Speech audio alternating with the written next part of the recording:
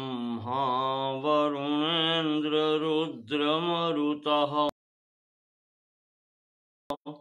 स्तुन्वन्ति देव्यैस्तवैः वेदैः साङ्गपदक्रमोपनिषदैर्गायन्ति यं सामगाः ध्यानावस्थिततद्गतेन मनसा पश्यन्ति यं योगिनो यस्यान्तं न विदुः सुरासुरगणा देवाय तस्मै नमः।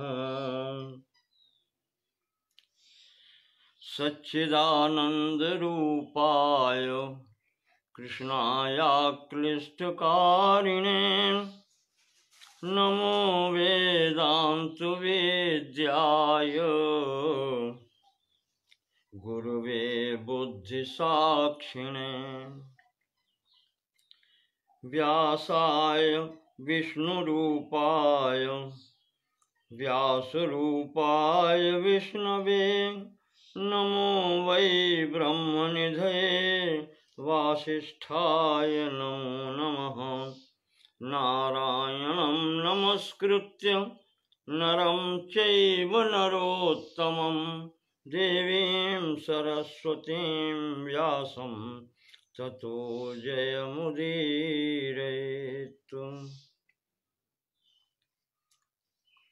ओम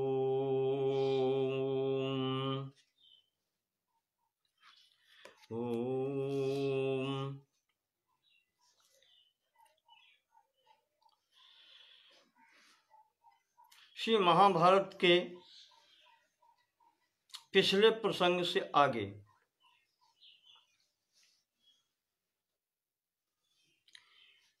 अध्याय 139 अब प्रारंभ होता है। इसमें युधिष्ठिर का पितामह के प्रति प्रश्न है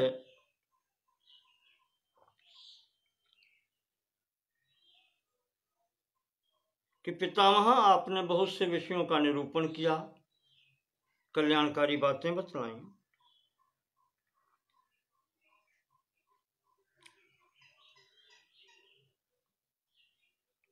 अब कुछ ऐसे विषय का वर्णन करें जिससे धर्म अर्थ दोनों की सिद्धि हो। और अयं च कालः संप्राप्तो दुर्लभो ज्ञाति बांधवई। अब समय ऐसा आ गया है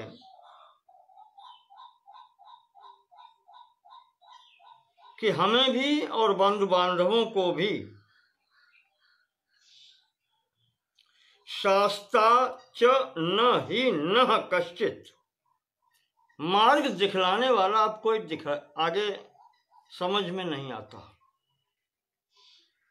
त्वामृते पुरुषर्षभ, आपके बिना, आपके जाने के बाद में अब कोई मार्गदर्शक हमें नहीं मिलेगा। इसलिए कृपा करके ऐसी बातें बतलाएं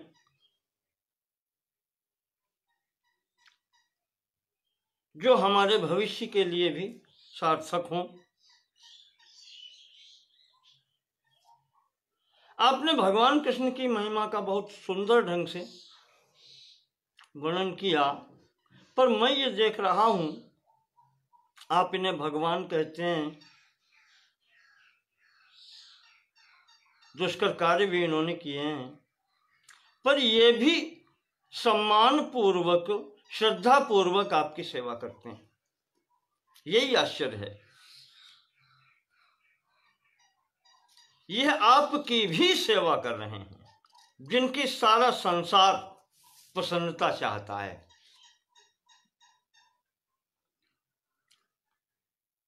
वैशंपायन जी जन्मेजय को बताते हैं, क्योंकि ये कथा वैशंपायन जी महाभारत पूरा जन्मेजय के नाग यज्ञ में वहां सुना रहे हैं, तो ये वार्तालाप उधर भी चल रहा है। तो वैशंपायन जी जन्मेजय को सुना रहे हैं कि इस प्रकार से युधिष्ठिर ने प्रश्न किया पितामह से। तो पितामह कहते हैं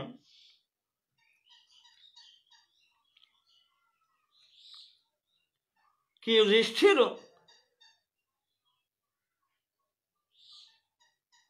ये कृष्ण तो भगवान नारायण स्वयं ही आए हैं और धर्म संस्थापनार्थाय आए हैं।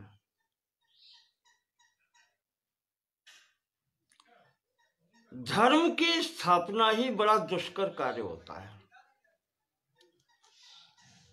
देखें आप, थोड़ा मैं अपनी ओर से आपके लिए स्पष्टीकरण देता हूं। गीता में भगवान ने कहा है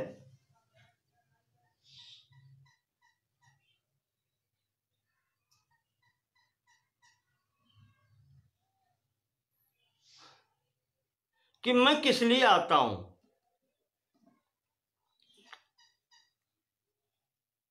सज्जनों को पुरस्कार देने के लिए और दुर्जनों को दंड देने के लिए। और तीसरा कार्य बताया धर्म संस्थापनार्थाय। यदा यदा ही धर्मस्य ग्लानिर्भवति भारत अभ्युत्थानम अधर्मस्य तदात्मानं सृजाम्यहम्। परित्राणाय साधूनां विनाशाय च दुष्कृतां धर्म संस्थापनार्थाय संभवामि युगे युगे।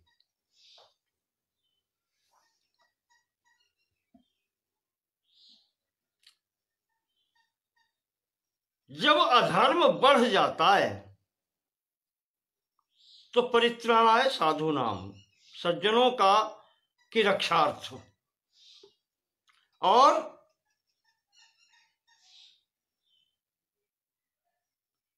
दुष्कृतों का, दुष्टों का विनाशाय, विनाश के लिए। गंभीरता से अगर विचार करें, ये दोनों काम ईश्वर के लिए, परमात्मा के लिए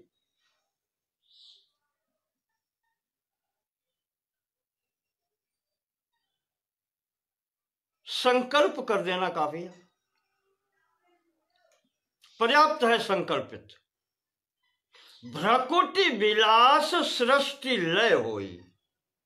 जिसकी भ्रकुटि मात्र के टेढ़े होने पर प्रलय हो जाती है।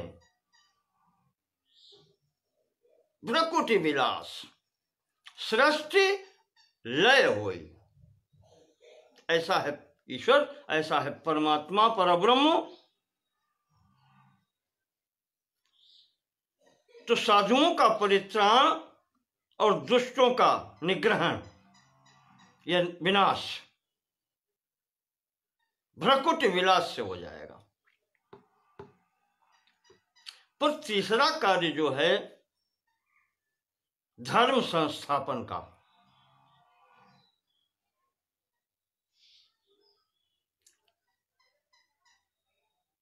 धर्म स्थापन घर में बैठ के नहीं हो सकता। लौकिक जीवन में देखें, मैं कोई बुरा कार्य करूं और मैं आपको धर्मोपदेश करूं, वो प्रभावी नहीं हो सकता, उसका कोई प्रभाव नहीं होता। उसके लिए स्वयं उपदेश जब करते हैं तो वैसा आचरण करके दिखाना होता है। नहीं तो आजकल लोगों को ये कहते देर नहीं लगती, अरे भैया वे तो बड़े आदमी हैं, वो तो भगवान है, वो कुछ भी कर सकते हैं, हम आदमी हैं, हम उतना नहीं कर सकते। नहीं,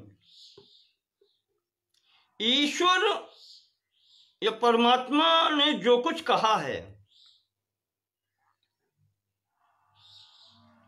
और उसमें आचरण भी करके दिखाया है।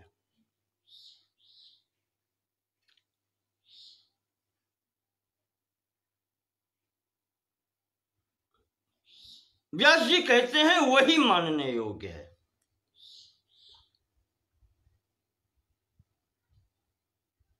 ईश्वराणाम वचः सत्यम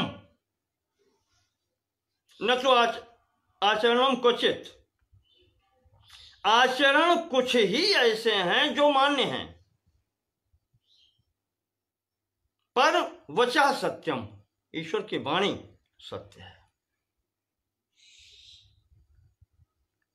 सुखदेव जी ने परीक्षित जी को बताया है, और उसमें भी ये कहा है स्ववचो युक्तम बुद्धिमान सत्समाचरेत।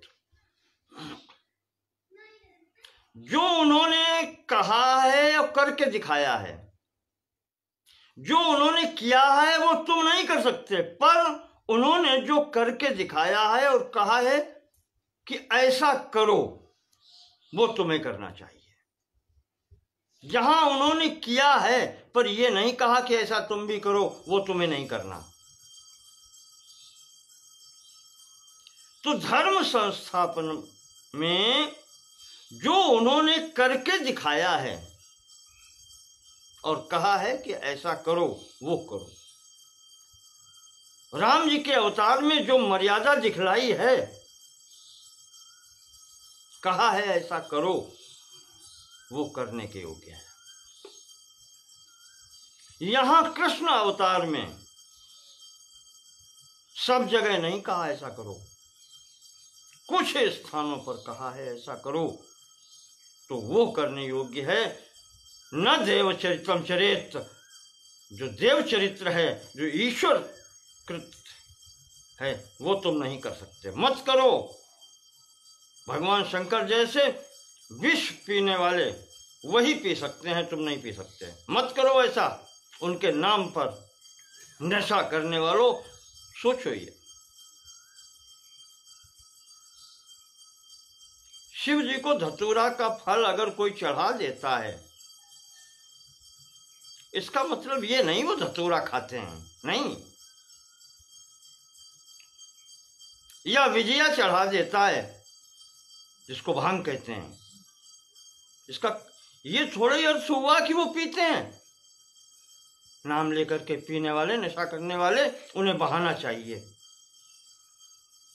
बराबरी करना चाहते हो तो विष पीकर देखो, पता चल जाएगा। तो धर्म संस्थापन के लिए उनको यहां आना पड़ता है। हमें शिक्षा देने के लिए उनको मानवोचित मर्यादाएं पालन करनी होती हैं। कहा युधिष्ठिर, ये तुम्हारे मामा के पुत्र हैं, वैसा सम्मान तुम्हारा करते हैं कि नहीं?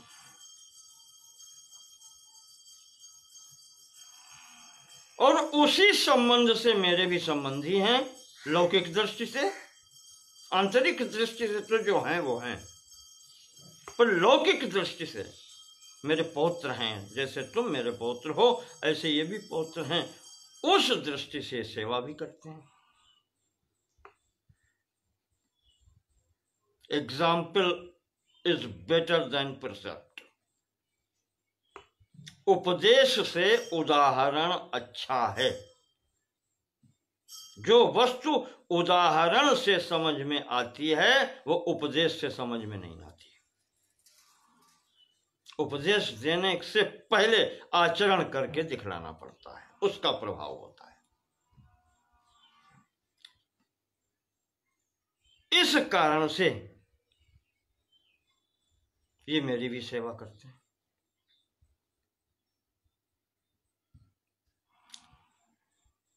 धर्म संस्था पर अर्थ है।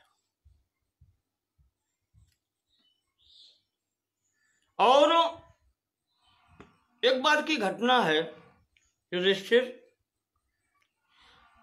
जब इन्हीं ने महर्षि उपमन्यु से शिव दीक्षा ली थी, महारानी जाम्बवती ने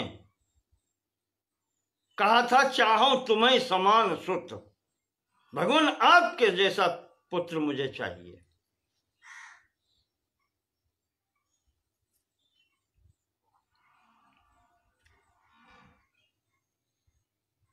तो कृष्ण ने संपूर्ण मनुष्यों वाला आचरण दिखाया था कि मैं तपस्या करके पुत्र प्राप्त करूंगा।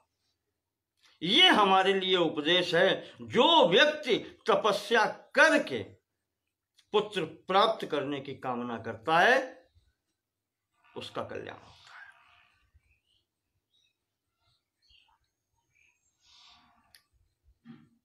है। ऐसी स्थिति में महाराज ने जाकर के महर्षि उपमन्यु से शिव दीक्षा ली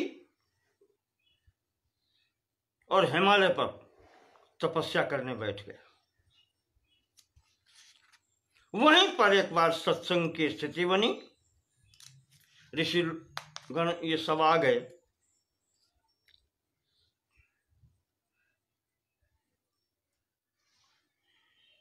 ऋषि मुनि जब सब आ गए वहां, तो भगवान की, श्री कृष्ण की सबने प्रशंसा की।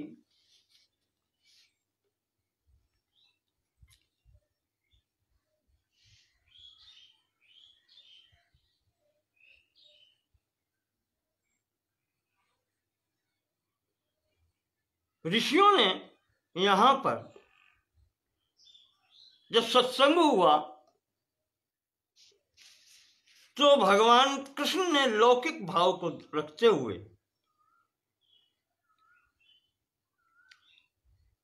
ऋषियों से कुछ पूछा और विशेष करके शिव दीक्षा लेकर के बैठे हैं भगवान शंकर जी के विषय में जिज्ञासा की। तो ऋषियों ने उस सभा में नारद जी का सम्मान करके और उनको ये कार्य सौंपा कि आप भगवान श्री कृष्ण के प्रश्नों के उत्तर दें, हम सब लोग आपके श्रोता होंगे।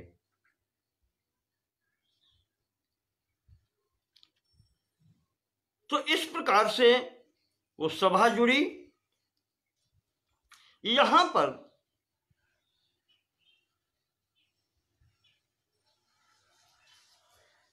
भगवान शिव की महिमा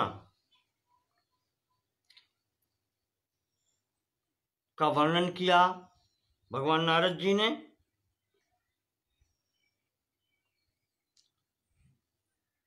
शंकर जी की सुंदरता का, भगवती की उदारता का, उनके गणों के सबका वर्णन नारद जी ने अच्छे ढंग से किया।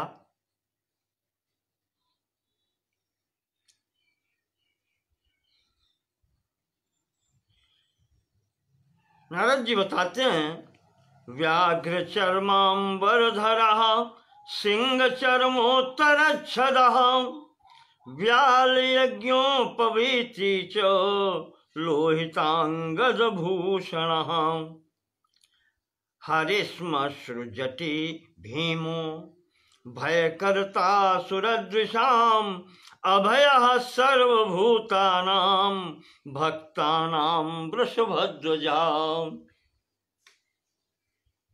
श्रावण मास प्रारंभ हो गया है, उत्तम प्रसंग है, सुनेंगे।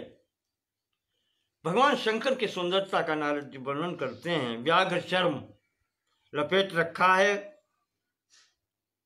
कमर में और सिंह का चर्म आपने ओढ़े हुए हैं, उत्तरीय है। व्याल यज्ञोपवीति च, सर्पों का यज्ञोपवीत है।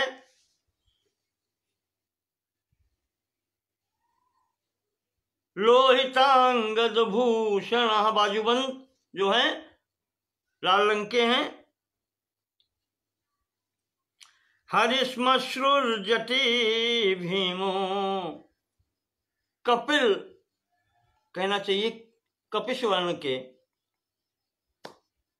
जटाएं हैं।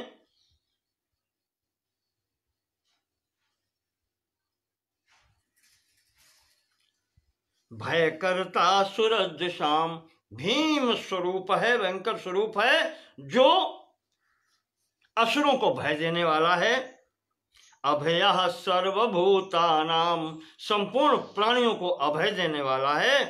भक्तानां वृषभध्वज, विशेष करके भक्तों को वो स्वरूप बहुत सुंदर लगता है।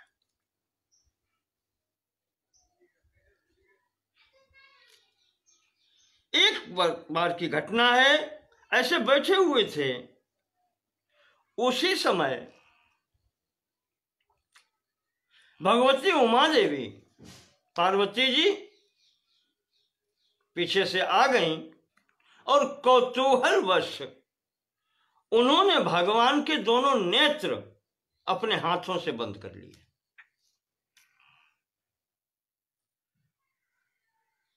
तो आप जानते हैं भगवान शिव के नेत्र सूर्येंद्र अग्नि, सूर्य और इंद्र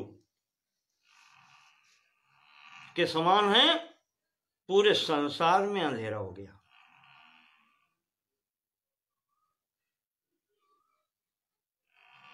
भगवती ने नेत्र बंद किए,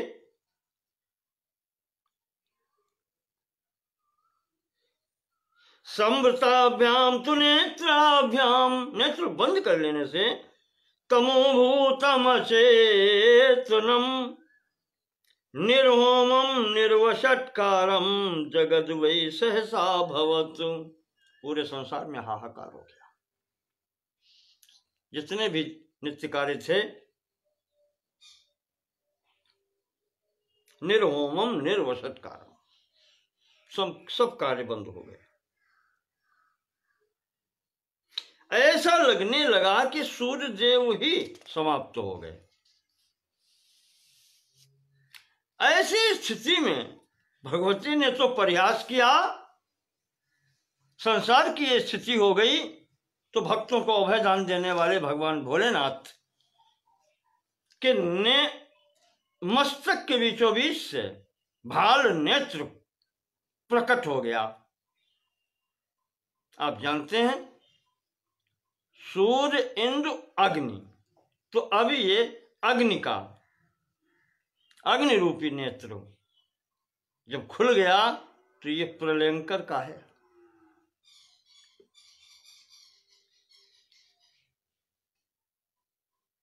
वो जो ज्वाला अग्नि की प्रकट हुई है तृतीय नेत्र से,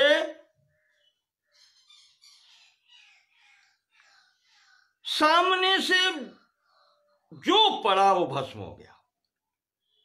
यहां तक कि नारद जी बताते हैं कि हिमालय भी भस्म हो गया।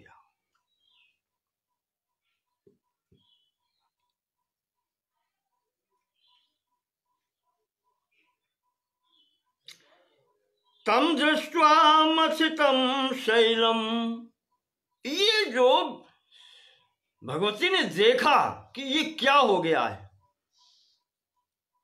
एकदम हाथ हटा करके शैलराज सुता ततः, हिमालय पुत्री भगवती उमा भगवंतम प्रपन्ना वही सांजलि प्रग्रह स्थिता, हाथ जोड़ करके भगवान के चरणों में गिर पड़ी, पैर पकड़ लिए।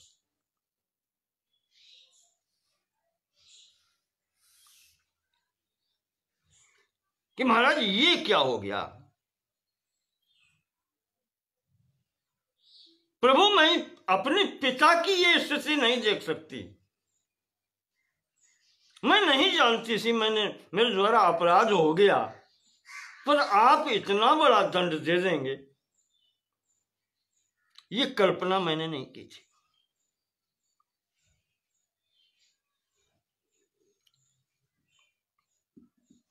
तो जैसे ही ये किया, पैर पकड़ लिए भगवती ने,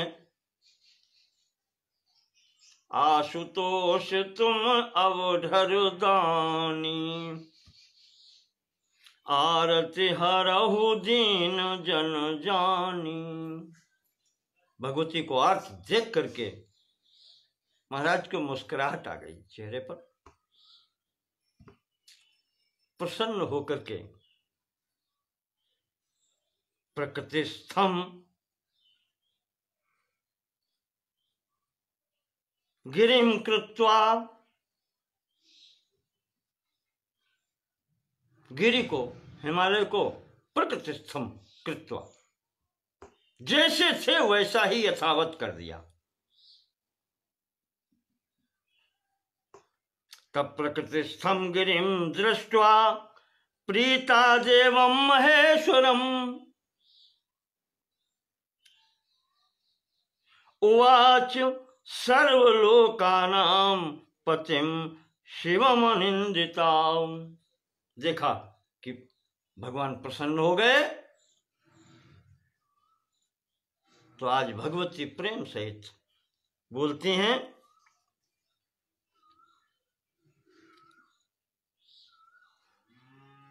कि तुम त्रिभुवन गुरु वेद बखाना, आन जीव पामर का जाना। आप तो त्रिभुवन गुरु हैं।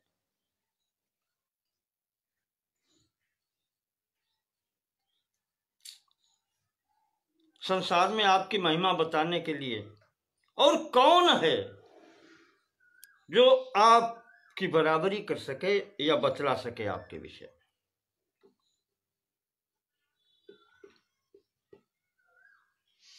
भगवान सर्वभूतेश शूलपाणे महाव्रत,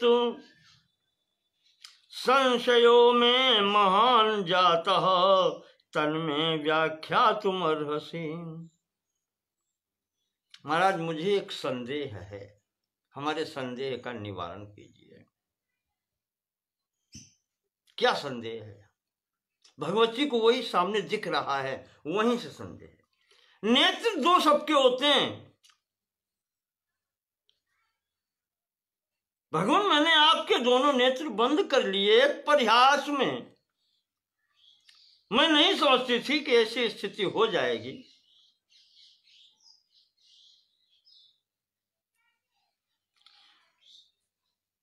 तो ये तीसरा नेत्र कैसे आ गया प्रभु?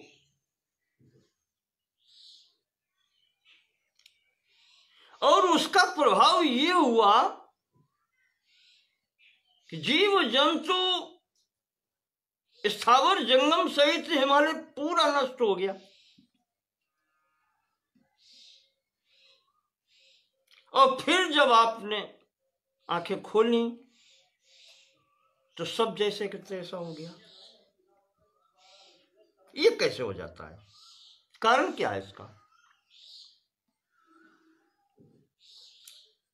तो नारद जी बता रहे हैं भगवान कृष्ण को शिव महिमा के संबंध में। कृष्ण भगवती के ऐसा पूछने पर भगवान शंकर ने जो उत्तर दिया वो आज मैं आपको सुनाता हूं। श्री महेश्वर उवाच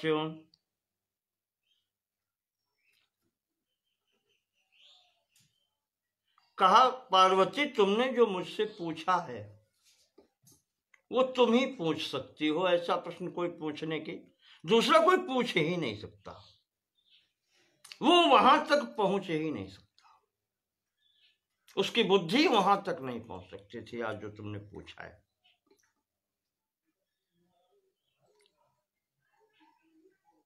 अगूढ़ बात न साधु दुरा वहीं, आरत अधिकारी जहां पावहीं। पात्र शिष्य मिल जाए तो गुरु को फिर कुछ देते देर नहीं लगती।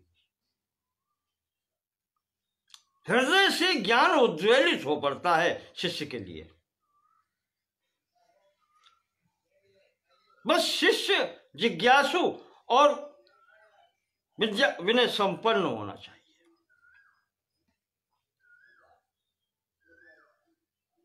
पात्र शिष्य होना चाहिए।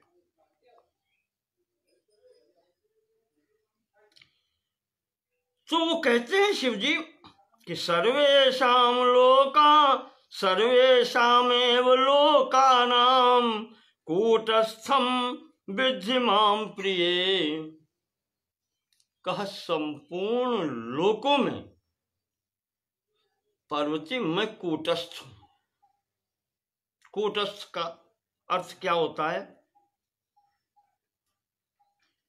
मैं स्थिर हूं। स्थिर, मैं किसी का पक्षपाती नहीं हूं। मेरे लिए सब बराबर है। कोई मित्र नहीं, कोई शत्रु नहीं, सब मम प्रिय सब मम उपजाए। सभी मेरे प्रिय हैं। एक पिता के लिए सभी पुत्र बराबर होते हैं, वैसे ही मेरे लिए यहाँ पर जितने भी प्राणी हैं वो सब बराबर हैं।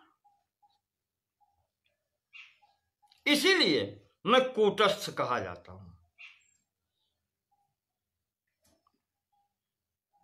ये संपूर्ण चराचर सृष्टि मेरे अधीन है। और भगवान कहते हैं यथा विष्णु तथा मई। जैसे विष्णु के अधीन कहे जाते हैं वैसे ही मेरे। लाक्षणिक अर्थ क्या देता है कि जो विष्णु है वही मैं हूं।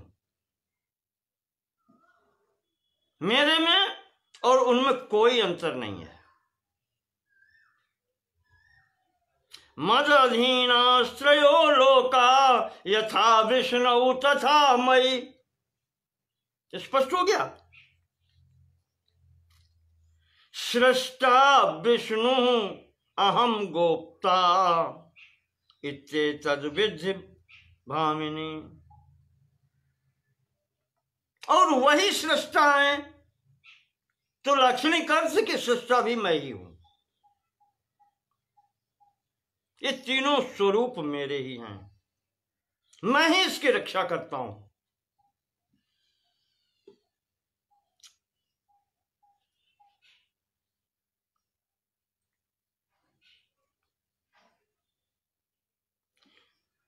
तो कहते हैं कि पार्वती जी ऐसी स्थिति में जब मैं ही हूं, सृष्टा भी मैं, पालन करता भी मैं,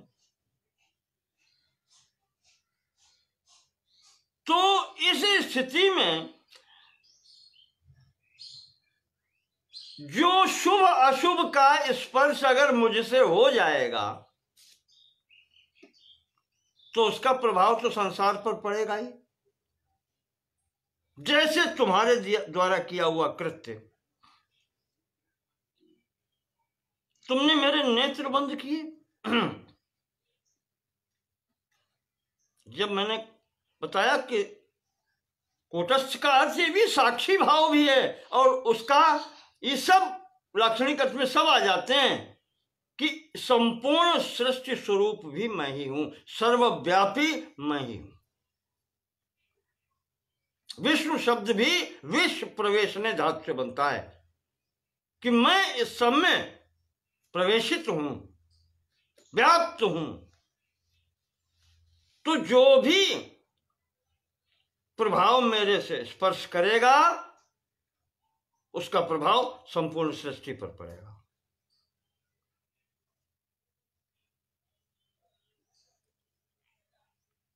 यद्यपि तुम्हारे अंदर कोई दोष नहीं था, चपलतावश तुमने मेरे नेत्र बंद कर लिए,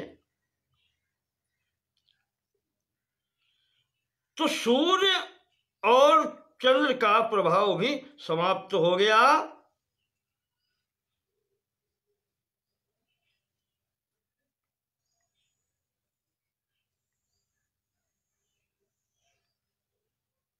इस कारण से मेरा तृतीय नेत्र मैंने प्रकट किया अग्नि स्वरूप। और क्योंकि अग्नि तो दाहक है, दाहक और प्रकाशक दोनों गुण हैं अग्नि के, ये शक्तियां हैं उसकी। उसका प्रभाव हो गया, जो समक्ष आया वो भस्म हो गया।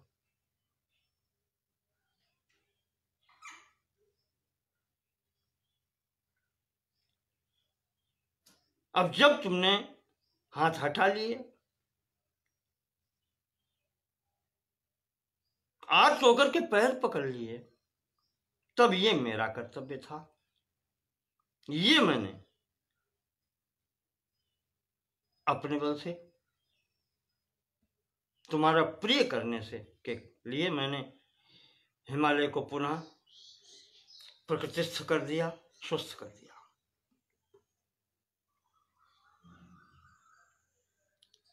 ये कारण है इस नेत्र के उत्पन्न होने का,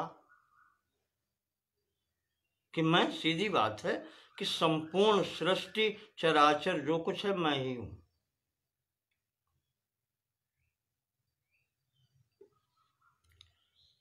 तब पार्वती जी प्रश्न करती हैं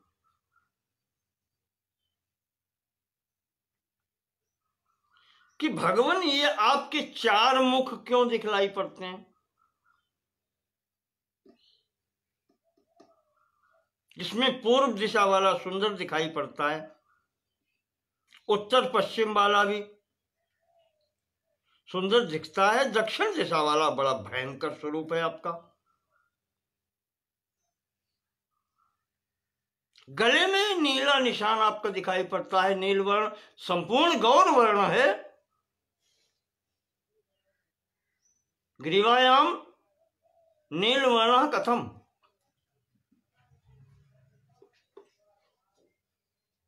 गला नीला कैसे हो गया? जटाएं आपकी पिंगल वर्ण कैसे हैं? हस्ते देव पिनाकम ते, ध्यान से सुनिएगा।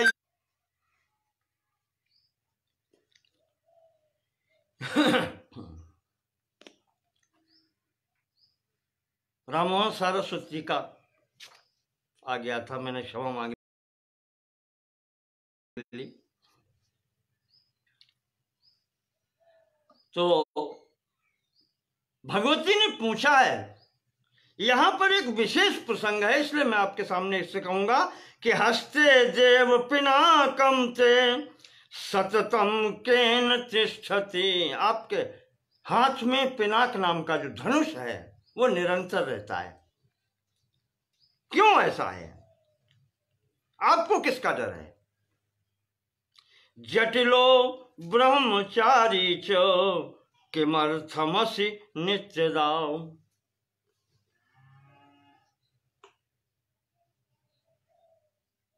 आप जटाओं से युक्त होकर ब्रह्मचारी के स्वरूप में नित्य रहते हैं, ऐसा क्यों है? इसका आप इस संशय का निवारण करें।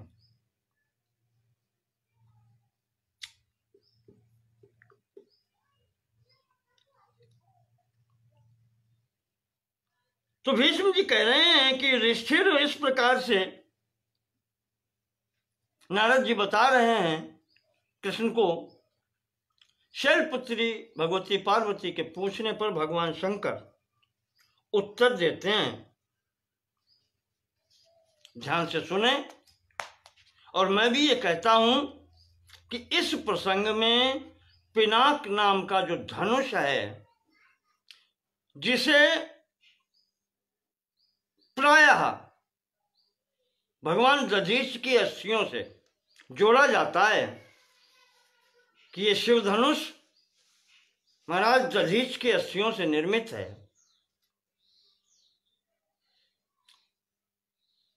उसका यहां पर खंडन हो रहा है। इसलिए ये प्रसंग सुनने लायक है। आप इस पर जरूर ध्यान दें कि ये पिनाक नाम का जो धनुष है ये कहां से आया। भगवान शंकर पार्वती जी को कहते हैं, जो तुमने प्रथम प्रश्न किया है कि मेरे चार सिर कैसे हैं, इसमें दक्षिण दिशा वाला भयंकर है।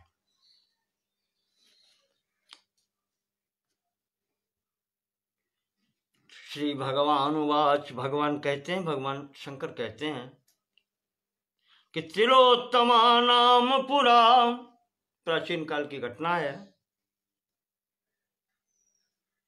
ब्रह्मणा योषिदुत्तमा,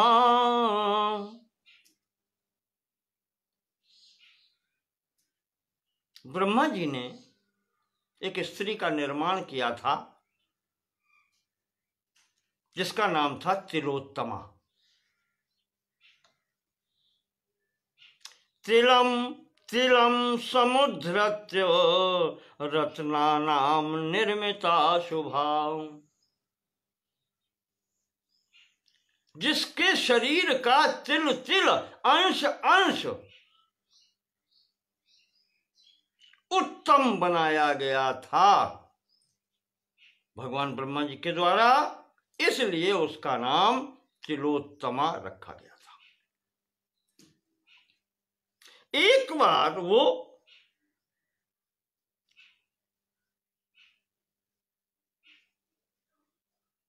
यहां घूमते हुए मेरे पास आ गई, वो मेरी परिक्रमा करने लगी। शिव जी सुना रहे हैं, शिव विरंश को मोहय को भय बपुरा आन। भगवान शिव अपनी स्थिति बता रहे हैं। कहा पार्वती वो मेरी परिक्रमा करने लगी, वो इतनी सुंदर थी कि वो जैसे ही परिक्रमा करती गई मेरे उन दिशाओं में नेत्र और सिर प्रकट होते चले गए।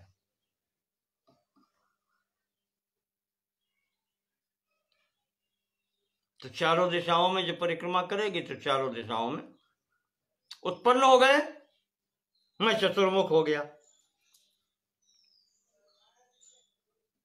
उसके रूप को देखने की इच्छा से भगवान शंकर कहते हैं ताम जिजरक्षु रहम, उसको देखने की इच्छा मेरे अंदर हो गई। योगा चतुर्मूर्तित्व मांगता थी, योग से मैंने अपने 4 सिर कर लिए कि मुझे सिर घुमाना भी ना पड़े और मैं दर्शन करता रहूं।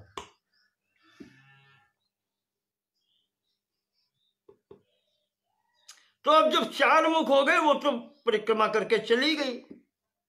तो मैंने कहा कि अब अधिक अंग हो गए हैं तो इनसे काम भी लिया जाए। तो भगवान कहते हैं कि पूर्व दिशा का जो मुख है वो इंद्र आदि का नियमन करता है, इनका अनुशासन करता है। मेरा उत्तर दिशा का जो मुंह है वो तुम्हारे सम्मुख रहता है, तुमसे वार्तालाप करता हूं। और जो पश्चिम का मुख है वो संपूर्ण प्राणियों को अभयदान देने वाला है, मैं उनका हित चिंतन करता हूं। और जो तुमने कहा दक्षिण दिशा का मुख मेरा भयंकर है, हाँ है, कहा इसके द्वारा मैं समस्त सृष्टि का संहारक भी हूं।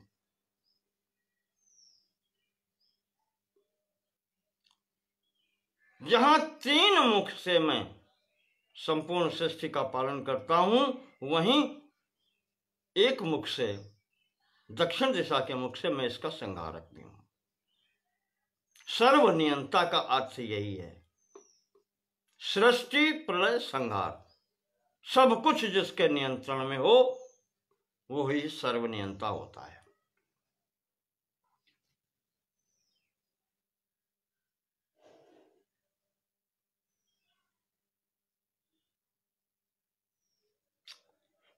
तुम्हें याद होगा पार्वती, पिछले दिनों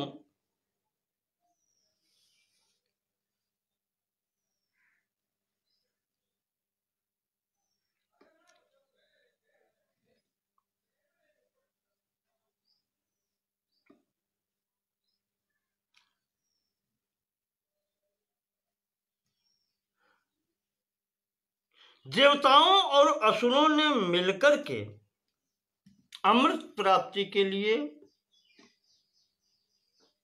समुद्र मंथन किया था,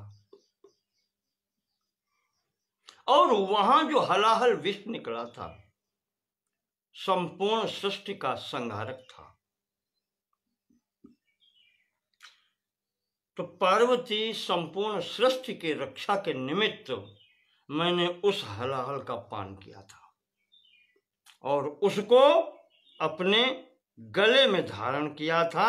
इस कारण से यह ग्रीवा जो है, गला जो आपको ये मेरा नीला दिखाई पड़ता है। इसमें भगवान शिव कहते हैं कि शरण देने पर जब मैं आ जाता हूं तो हलाहल विष को भी शरण देने की शक्ति मुझ में है। ईश्वर तो यही है, कर्तुम अकर्तुम अन्यथा कर्तुम, कि मैं अमृत धारण अगर कर सकता हूं तो विष को भी शरण देने की शक्ति मुझ में है। पी लिया मैंने उसको। इस कारण से तो ये ग्रीवा जो आपको दिखाई पड़ता है कंठ, ये आपको नीला दिखाई पड़ता है, तभी से मेरा नाम नीलकंठ हुआ है।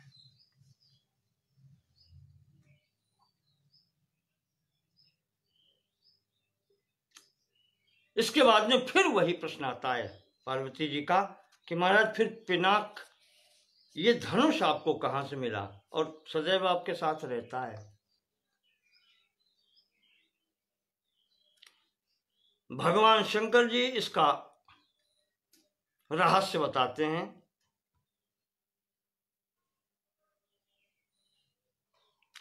कि शस्त्रागमं ते वक्ष्यामि शृणु धर्म्यम शुचिस्मिते। ये शस्त्र मेरे पास कैसे आया, ये मैं बताता हूं तुम्हें। ये प्रसंग जो गीता प्रेस की पुस्तक में दिया गया है, ये दक्षिण भारतीय प्रच के महाभारत से लिया गया है, वो यहां सम्मिलित है।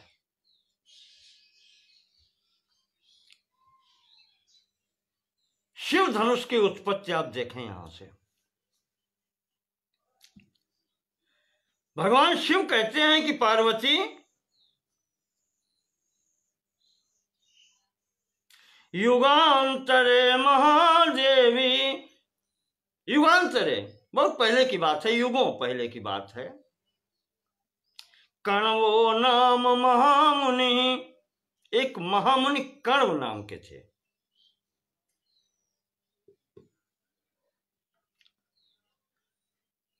सही दिव्याम तपश्चर्याम कर्तुमेवोपचक्रमे, वो अपनी तपस्या में बैठे हुए थे, उन्होंने तपस्या प्रारंभ की। बहुत घोर तपस्या उन्होंने की है। उनके शरीर पर दीमकों ने अपना घर बना लिया, बांबी दीमकों की बन गई, दीमक लग गई।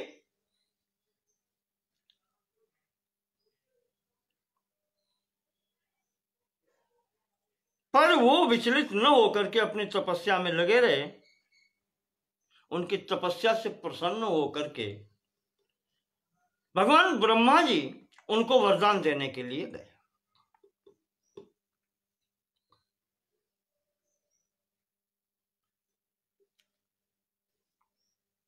महर्षि कण्व की आराधना का फल उनको देकर के ब्रह्मा जी वहां से चलने लगे, तो जहां महर्षि बैठे थे वहीं पर एक बांस का वृक्ष था। कहीं ऐसा वर्णन आया है कि महर्षि के ऊपर से ही बांस का वृक्ष निकल पड़ा था, पर यहां दिया है कि पास में एक बांस का वृक्ष था। दत्वा तस्मै वरम देवो वेणुम दृष्ट्वा त्वचिन्तयतु, वहां पर उन्होंने वो बांस देखा और बांस उनको अच्छा लगा। थोड़ा सा उन्होंने विचार किया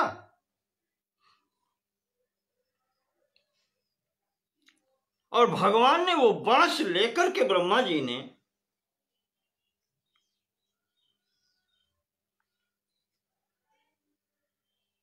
उन्होंने ही, ब्रह्मा जी ने ही दो धनुष बनाए उस बांस से।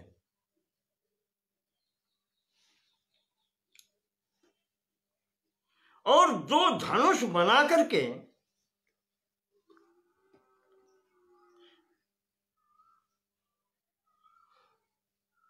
विष्णोर्मम च सामर्थ्यम ज्ञात्वा लोक पितामह। विष्णु का और मेरा सामर्थ्य देख करके भगवान ब्रह्मा जी ने वो दोनों धनुष, एक मुझे दिया, एक विष्णु को दिया।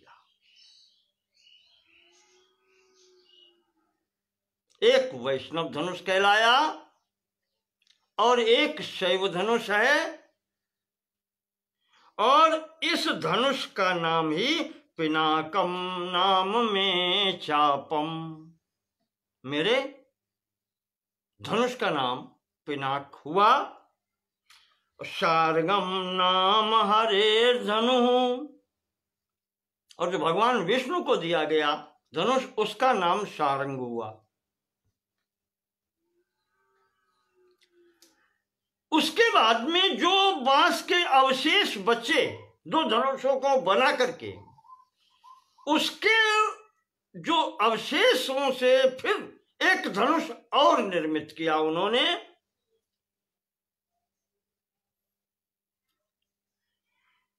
ये धनुष तीसरा जो बनाया गया अवशेष से, तृतीयम अवशेषेण गांडीवम अभवत धनु, वो धनुष गांडीव कहलाया। ये तीन धनुष उस बांस से बने हैं। अब तीसरा धनुष, एक तो पिनाक मुझे दिया गया, शारंग विष्णु को दिया गया, और तीसरा धनुष जो है तच्च सोमाय निर्देश्यो, सोम चंद्रमा को बुला करके ये गांडीव नाम का धनुष ये उनको सौंपा गया। ब्रह्मा लोकम गतः पुनः, ब्रह्मा जी अपने लोक को चले गए। इस प्रकार से ये तीन धनुष बने और ये तीन लोगों को दिए गए। यहां मैं आपको याद दिला दूं,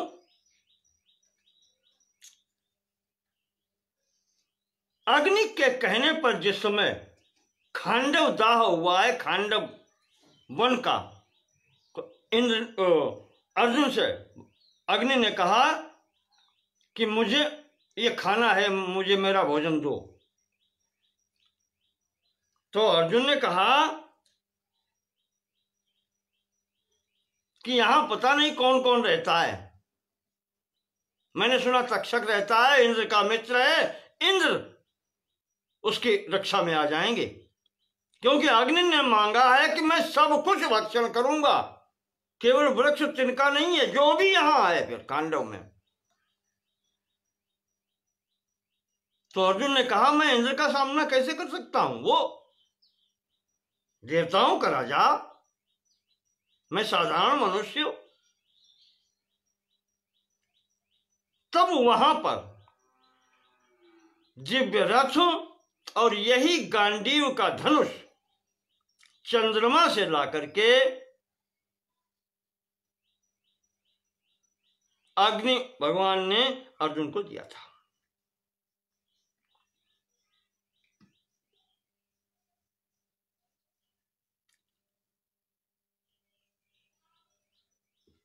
इस प्रकार से अर्जुन के पास आया था। तो इस तरीके से शिवजी बताते हैं ये शस्त्र प्राप्ति का रहस्य है भगवती, जो मैं तुम्हें बता रहा हूं। इस संबंध में एक श्लोक आया था, मुझे याद है, मैंने 2015 या 14 में ऐसे प्रश्न रखा था फेसबुक पर। कोई प्रश्न का उत्तर समुचित नहीं प्राप्त हुआ था। हमारे श्री आदित्य रंजन पाठक जी, संभवतः बिहार से हैं, पेशे से इंजीनियर, न कथावाचक न संत। उन्होंने एक श्लोक दिया था, मुझे भी मिला था, अब मैं इस समय आपको नहीं बता सकता कि किस पुस्तक में है, उससे ये इशारा मिला था, वो मैं आपको सुनाता हूं, उनका दिया हुआ। ना कोपि येन पिहितो मुनि कण्व मूर्धो वाल्मीकि वेणुज धनुस्थित अग्रजन्मा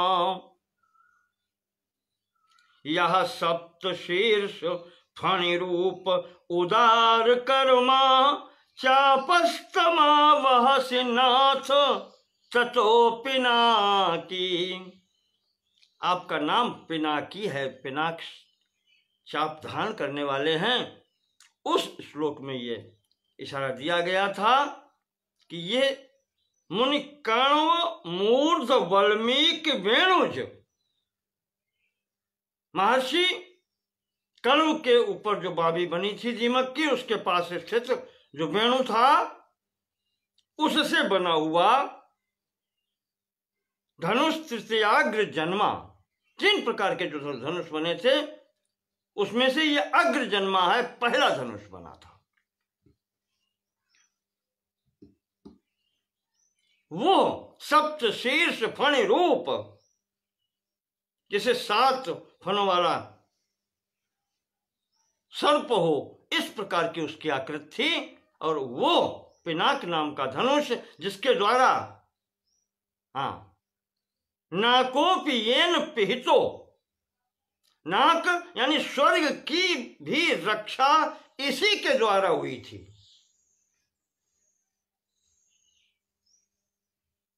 इसी धनुष के द्वारा आपने देवताओं की रक्षा की थी। अब त्रिपुरासुर संहार आपको याद होगा। और भी देवताओं की रक्षार्थ आपने इसका प्रयोग किया है। तो पारक्षणे धातु से रक्षा करने वाला, पीतो आवृत, संरक्षण देने वाला, स्वर्ग को भी संरक्षण देने वाला जो धनुष आपका है, ऐसा धनुष आप धारण करते हैं, इसलिए आप पिनाकी कहे जाते हैं। पिनाक धनुष को धारण करने के कारण आप पिनाकी भी कहे जाते हैं। यह आया था। आज वो प्रसंग आ गया समक्ष, तो मैं आपको दे रहा हूं। यहां से उसका महात्म्य है। इसके बाद में भगवती का प्रश्न है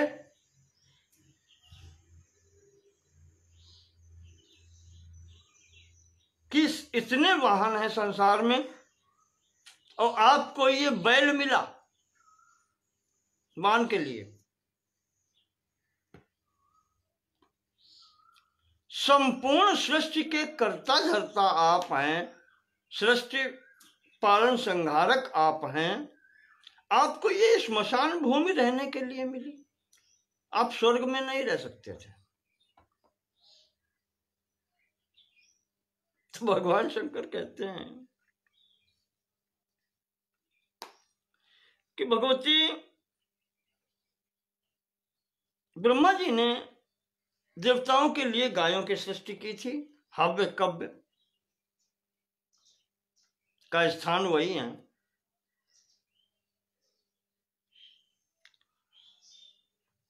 सुरभि वहीं से आई, उसके बाद में और गायें उनसे उत्पन्न हुई।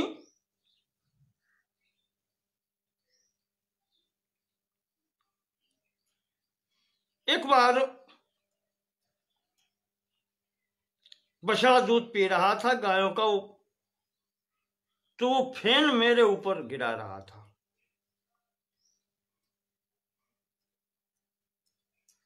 तो मुझे कुछ क्रोध आ गया।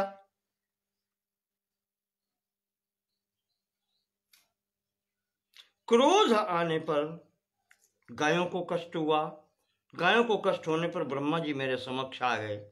कहने लगे ये आपको उचित नहीं है, ऐसा मत कीजिए। तो मैंने उनका उपकार करने के लिए उस बछड़े को ही ग्रहण कर लिया।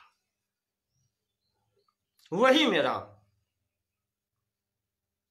वाहन हुआ और वही मेरे ध्वजा पर चिन्ह लगा हुआ है, जिसको फिर अध्यापिनो जतिहरा किल कालकूटम, भगवान शंकर का तो बहाना है, जिसको शरण में ले लिया फिर ले लिया।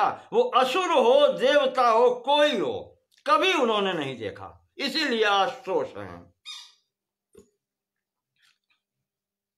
बड़े भाई को प्रणाम करता हूं। तो वो भगवान शंकर का है कि जिसको ग्रहण कर लिया उसको ग्रहण कर लिया, छोड़ा नहीं, फिर उसका कल्याण कर दिया।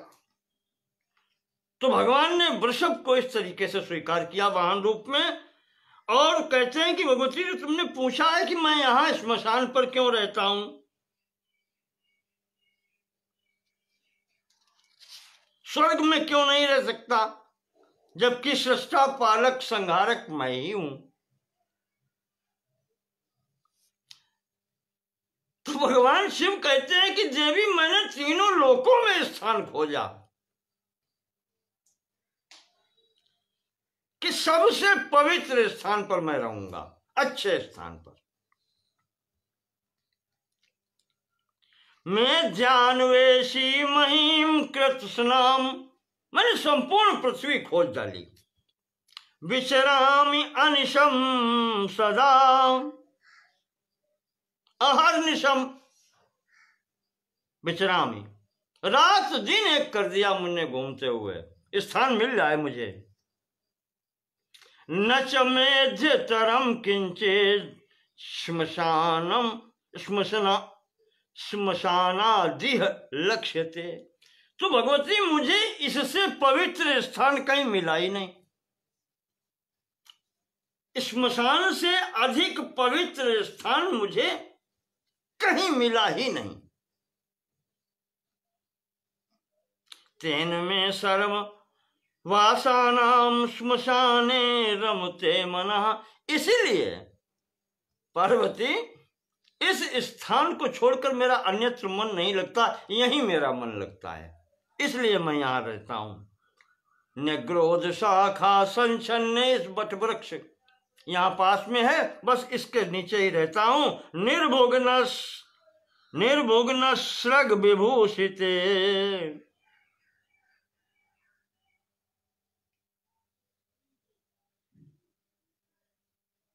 और यहाँ फूल माला जो भी उपलब्ध होती है, भले ही वो मुर्दे के ऊपर से चढ़ी हुई हो, बस उसी से, वही मेरे आभूषण होते हैं। और उमा जी मेरे जो सेवक है, भूत प्रेत पिशाच, ये यहीं तो रहते हैं, इनका प्रिय स्थान ये है, इसलिए मैं भी यहां रहता हूं।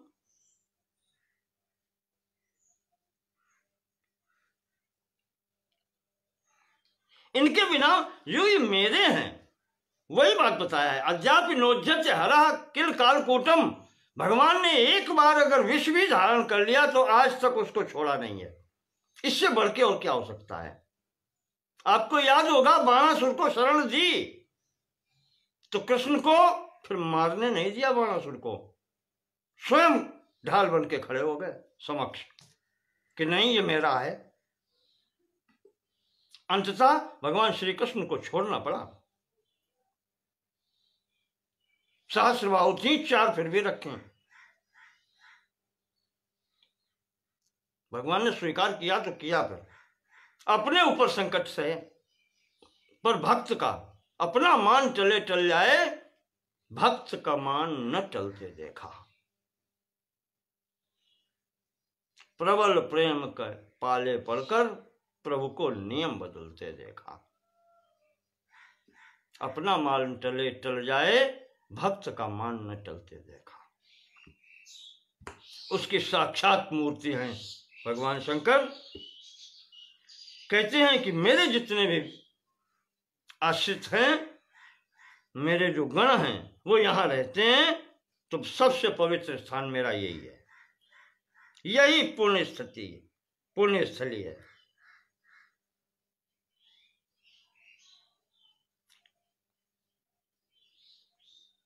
इसी कारण से मेरे भक्त भी, जो मेरे उपासक हैं, वो भी इसी स्थल पर आते हैं उपासना करने के लिए। मैं यहीं मिलता हूं।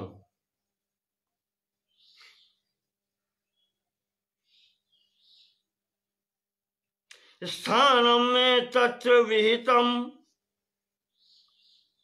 वीर स्थानमिति प्रिय, और अंतिम ये स्थान ही सबकी शरण स्थली है, इसलिए मुझे प्रिय है।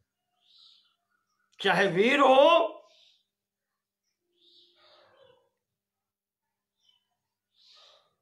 कोई भी हो, गृहस्थ हो, संसारिक हो, जो भक्त मेरा यहीं आता है। इस कारण से मुझे ये स्थान प्रिय है।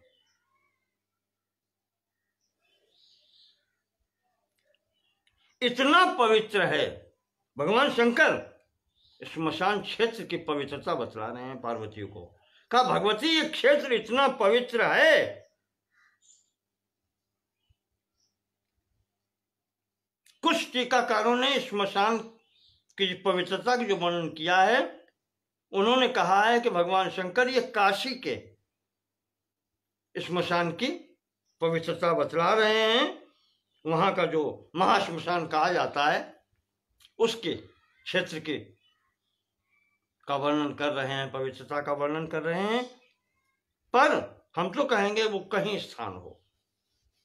कहा कि मध्याह्ने संध्यो शत्रु नक्षत्रे रुद्र दैवते आयुष्कामैरशुद्धैर्वा न गंतव्यम इति स्थिति।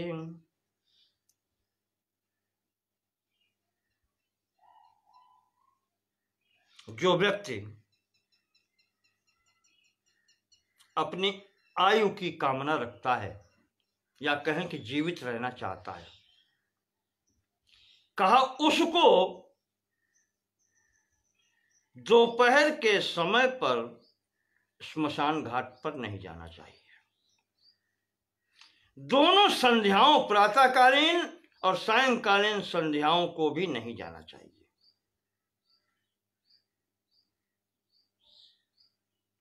रुद्र दैवते नक्षत्र, आर्द्रा नक्षत्र जितने दिन होता है उतने दिन श्मशान में नहीं जाना चाहिए। यह मर्यादा स्थापित की गई है। अशुद्ध पुरुष को नहीं जाना चाहिए। ऐसे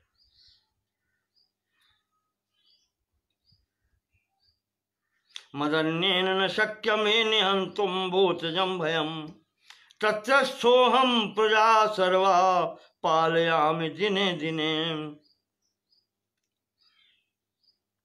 मेरे सिवाय और प्रजा का कोई पालन कर नहीं सकता। इस कारण मैं वहां श्मशान घाट पर रहते हुए संपूर्ण प्रजा का अपनी पालन करता हूं, सृष्टि का। ये भगवान शंकर बता रहे हैं।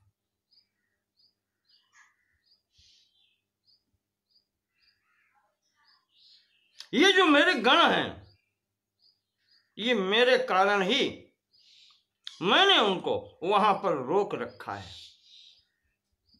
इस कारण से ये सृष्टि में किसी को सताते नहीं हैं, इसीलिए मैं वहां रहता हूं।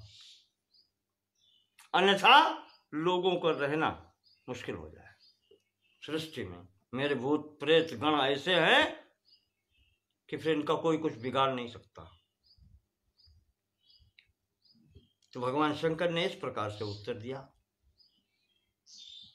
कि यहीं क्यों रहता हूं। अब भगवती फिर पूछती हैं कि आपका स्वरूप इतना भयानक क्यों है।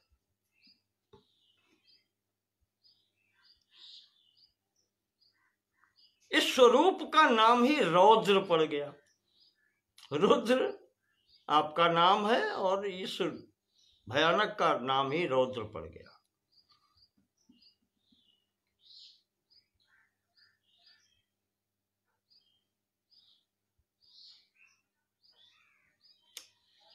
भगवान शिव कहते हैं कि पार्वती, सृष्टि में संपूर्ण पदार्थ जो हैं वो दो भागों में किए गए हैं, एक शीत एक उष्ण, सर्दी गर्मी जिसे आप कह रहे हैं। ये दोनों जहां रहते हैं वहां ही सृष्टि होती है। केवल शीत में सृष्टि नहीं हो सकती और केवल अग्नि या उष्ण में सृष्टि नहीं हो सकती, प्राणी रह नहीं सकता। वेद में भी आया है, वहां पर अग्नि सोमात्मकम कहा गया है। अग्नि और सोम, अग्नि उष्ण है जहां, सोम शीत है जहां, ठंडा। यही संपूर्ण सृष्टि है, अग्नि सोमात्मकम। तो भगवान शंकर कहते हैं बस पूरी सृष्टि इसी में गुथी हुई है।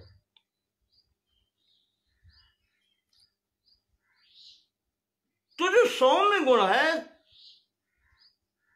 शीत जिसको कहते हैं, ठंडक देने वाला गुण, ये विष्णु है। और जो उष्णता वाला गुण है वो मेरे में है। यानी अग्नि स्वरूप मेरे में प्रतिष्ठित है, और सौम्य स्वरूप जो सोमात्मक है, जो शीतात्मक है, वो भगवान विष्णु में स्थित है। तो इसीलिए उनका स्वरूप सुंदर दिखाई पड़ता है, और मेरा स्वरूप इस तरीके का रौद्र दिखाई पड़ता है। ये रहस्य बताया। नारद जी कहते हैं, इस प्रकार की वाणी सुनी, जो अन्य ऋषि महर्षि भी आ रहे थे, सब वहां पर भगवान शंकर की वंदना करते हैं। नमः शंकर सर्वेशो, नमः सर्व जगत गुरो, तुम त्रिभुवन गुरु वेद बखाना। पार्वती जी ने कहा था, आज समस्त सृष्टि के महर्षि ऋषि देवर्षि जगत गुरु स्वीकार करते हैं भगवान को, और वही संज्ञा महाराज भगवान कृष्ण को भी मिली है। कृष्णम वंदे जगत गुरु।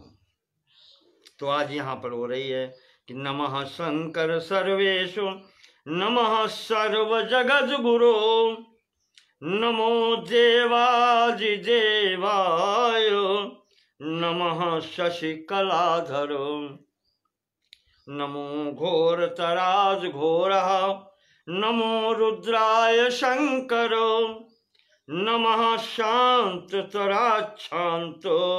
नमश्चंद्रस्य पालक। आप संपूर्ण सृष्टि के पालक आप ही हैं। नमः सोमाय देवाय, नमस्तुभ्यं चतुर्मुख, नमो भूतपते शंभो जन्नु कन्याम्बुशेखर। जन्नु कन्या जाह्नवी को अपने सिर पर धारण करने वाले, भगवती भागीरथी को, गंगा जी को आप अपने सिर पर धारण करने वाले। नमः त्रिशूल हस्ताय पन्नगाभरणाय चो। हाथ में त्रिशूल होता है, पन्नग को आभूषण के रूप में, नागों को आप आभूषण के रूप में धारण करते हैं। नमोस्तु विषमाक्षाय दक्ष यज्ञ प्रदाहक। आप त्रिलोचन है। विषम अक्षाय, सम अक्षें तो ये होती हैं, एक विषम अक्ष खड़ा नेत्र है, भाल नेत्र, ऐसे आप ही हैं। और दक्ष यज्ञ प्रदाह का दक्ष प्रजापति की यज्ञ को विध्वंस करने वाले भी आप ही हैं। नमोस्तु बहुनेत्राय लोक रक्षण तत्परो। और 3 नेत्र का क्या, आपके सभी नेत्र ही नेत्र हैं। जो नेत्र हैं वो आपके ही हैं। बहुनेत्राय लोक रक्षण तत्पर, इसीलिए आप संपूर्ण लोक की रक्षा कर पाते हैं। लोक रक्षण तत्पर, आप संपूर्ण लोक की रक्षा करने में समर्थ हैं। बहुत नेत्र हैं, आप हर स्थान पर हैं, आप सबको देख रहे हैं। अहो देवस्य माहात्म्यम, अहो देवस्य वै कृपा, एवं धर्म परत्वं च देव देवस्य चारति। आप स्वयं ही अपना महात्म्य बता सकते हैं, हम तो किस गिनती में हैं। हम आपका महात्म्य क्या जाने।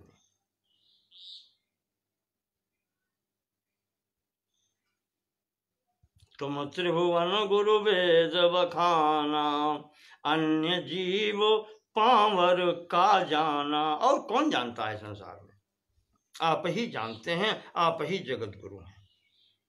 ये सब वाणी आपके ही अनुरूप है, आप ही ऐसा बता सकते हैं। इस प्रकार से नारद जी कहते हैं भगवान शंकर के सबने प्रार्थना की है। उमा जी आगे फिर प्रश्न करती हैं,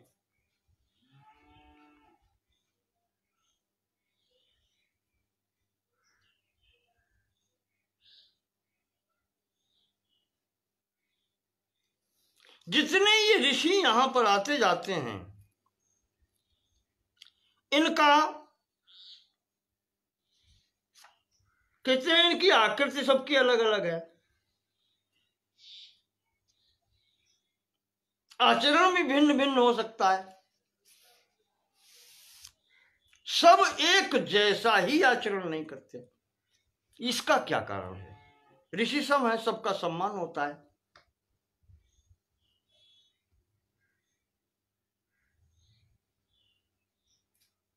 ऐसे देखकर लगता है कि सबके धर्म अलग अलग हैं। धर्म का मतलब यहां कर्तव्य, धर्म ये रिलीजन नहीं होता जो अंग्रेजों ने कर दिया।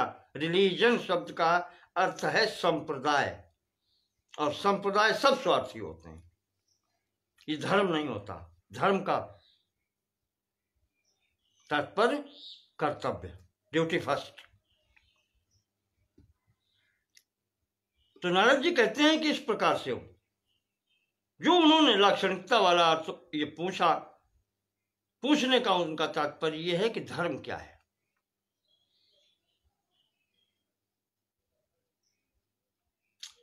तो महेश्वर भगवान शंकर कहते हैं अहिंसा सत्य वचनम सर्वभूतानुकंपनम शमोदानम यथाशक्ति गार्हस्थ्यो धर्म उत्तम। सर्वप्रथम गृहस्थ आश्रम से प्रारंभ किया, कहा गृहस्थ के लिए अहिंसा, किसी भी प्राणी को कष्ट न देना प्रथम कर्तव्य है। सत्य वचनम, सत्यवाणी का व्यवहार करना। सर्वभूतानुकंपनम, संपूर्ण प्राणियों पर अनुकंपा करना, दया करना। यह है धर्म गृहस्थ का। शमो, मन को अपने वश में रखना। दानम यथाशक्ति, यथाशक्ति दान करना, दूसरे की सहायता करना। दान का तात्पर्य दूसरे की सहायता करना। ये जो बताए गए हैं गार्हस्थ्यो धर्म उत्तम, ये गृहस्थ के लिए ये उसका कर्तव्य है।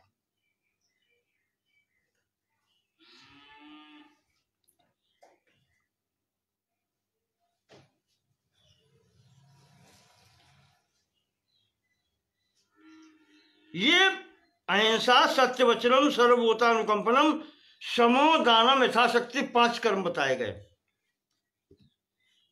और इसी में ये बताया है शिव जी ने आगे कि क्या क्या न करें।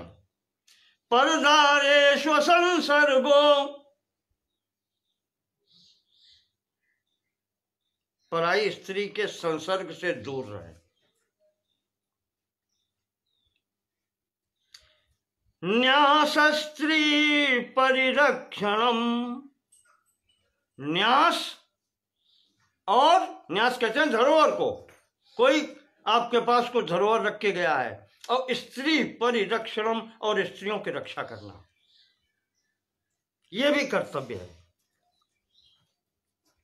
अदत्तादान विरमो, किसी की वस्तु को बिना दिए हुए न लें, ये भी कर्तव्य है आपका। उससे विराम करें, अदत्त वस्तु लेने से। जो वस्तु दी नहीं गई है उसको न लें किसी की। मधु मांसस्य वर्जनम, शराब और मांस से दूर रहें, निषिद्ध है तुम्हारे लिए।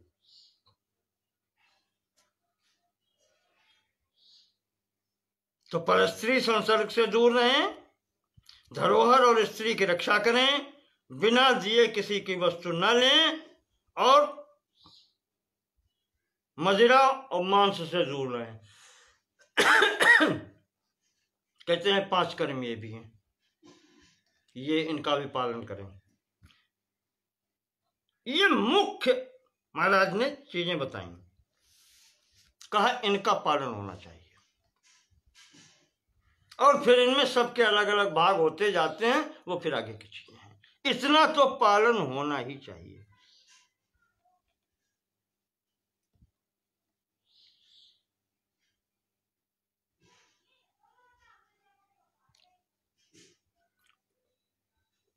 यहां पर भगवान ने सृष्टि प्रकरण प्रारंभ किया है और कहा ब्रह्मा जी ने सर्वप्रथम 4 वर्ण बनाए। ब्रह्मणा वेता पूर्वम लोकतंत्रम अभीप्सिता। देखिए सब ये शब्द आता है यहां पर, लोकतंत्रम अभीप्सिता ब्रह्मणा निर्मितम। लोकतंत्र की अपेक्षा से ब्रह्मा जी ने चातुर्वर्ण की सृष्टि में सर्वप्रथम ब्राह्मण को उत्पन्न किया और उनके लिए उनके योग्य कर्मों का विधान किया कि तुमको क्या करना है।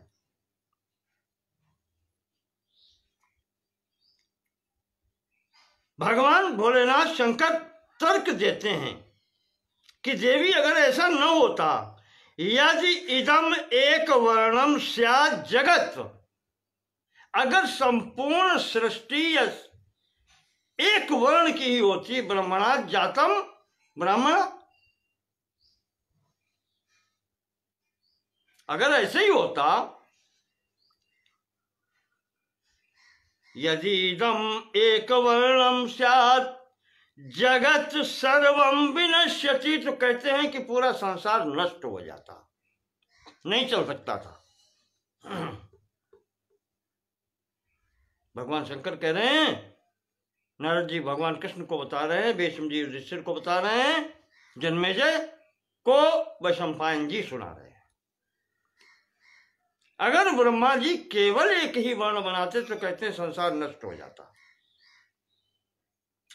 सहैव देवी वर्णानि चत्वारि विहितान्यतः, इसीलिए विधाता ने 4 वर्णों की सृष्टि की है। कहने का तात्पर्य यह है कि समान सृष्टि नहीं रह सकती। सृष्टि में अप डाउन करके ऊपर नीचे के स्थितियां बनानी पड़ती हैं, ये समाज तभी चल पाता है। सब एक जैसे हो जाएंगे, नहीं चल सकता।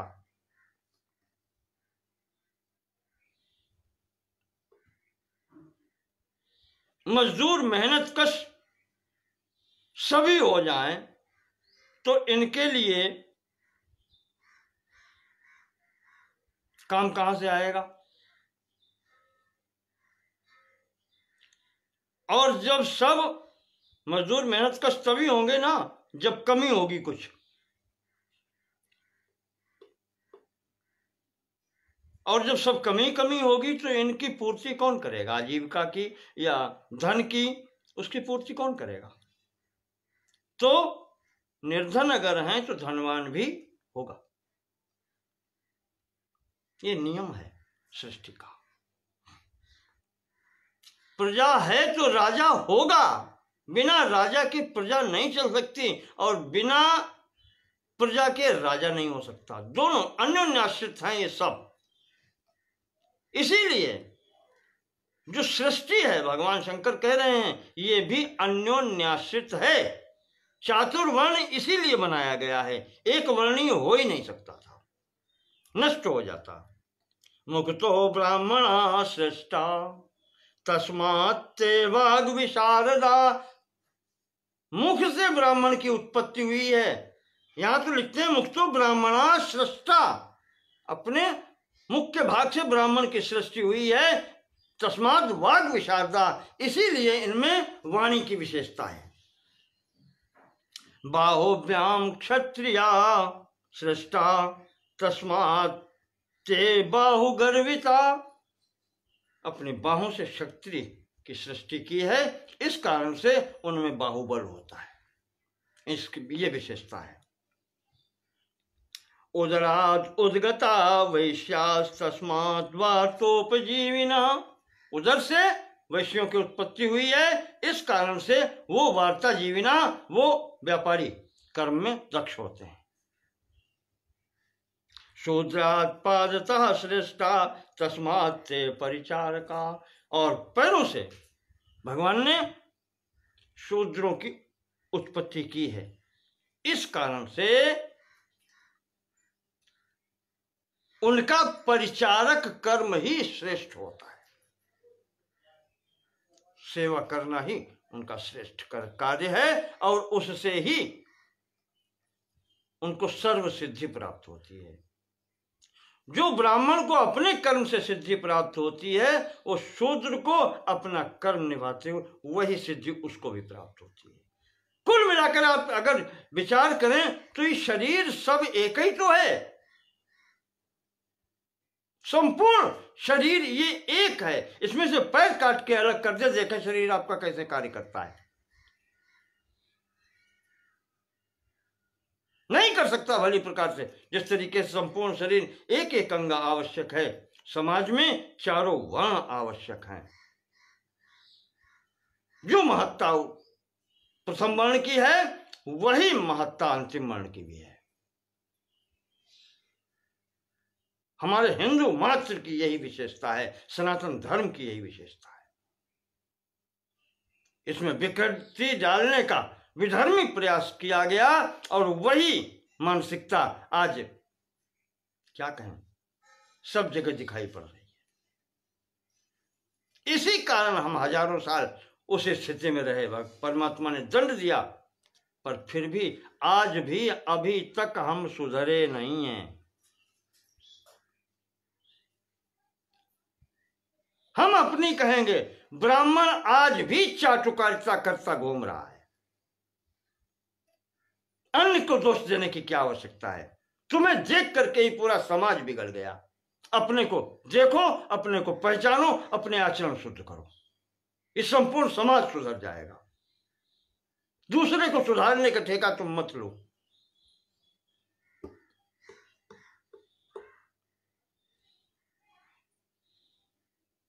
मैंने कहा था उपदेश से उदाहरण अच्छा है। उदाहरण बन के समाज के सामने प्रस्तुत हो जाओ, ये संपूर्ण सृष्टि तुम्हारे पीछे चलेगी। तो इस प्रकार से भगवान ने चातुर्वर्ण की उत्पत्ति की और ब्राह्मण को इसमें इनका बड़ा भाई बनाया है। प्रथम उत्पत्ति है तो बड़ा भाई। इसी कारण से कहते हैं कि पिता के बाद में बड़े भाई का वो स्थान होता है, इसका अपमान किसी भी स्थिति में नहीं होना चाहिए।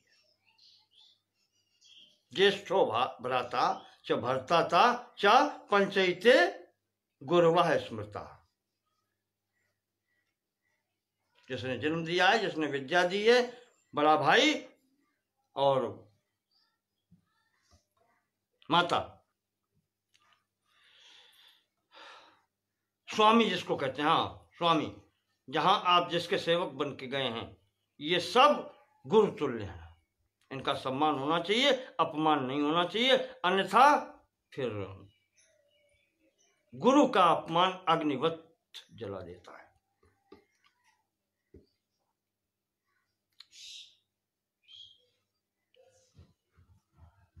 ब्राह्मणान यो मन्येत निंदे च क्रोधे च वा प्रहरेद हरेद वापि धनम तेषां नराधमा। इसलिए इनका अहित करने का सोचना भी नहीं चाहिए।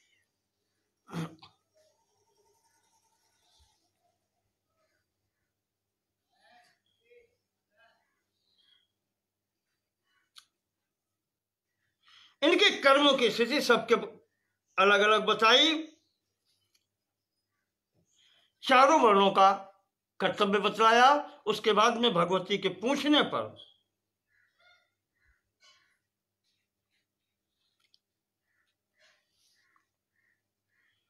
ब्रह्मचारी, गृहस्थ और वानप्रस्थ तथा सन्यास, इन सब की स्थितियां बतलाई, कैसे रहना चाहिए। यहां पर एक बात ध्यान रखने की, यहां फिर विशेष बात याद आ गई, ध्यान आ गई, इसमें आया है भिक्षा लेने का अधिकार केवल ब्रह्मचारी को और सन्यासी को है।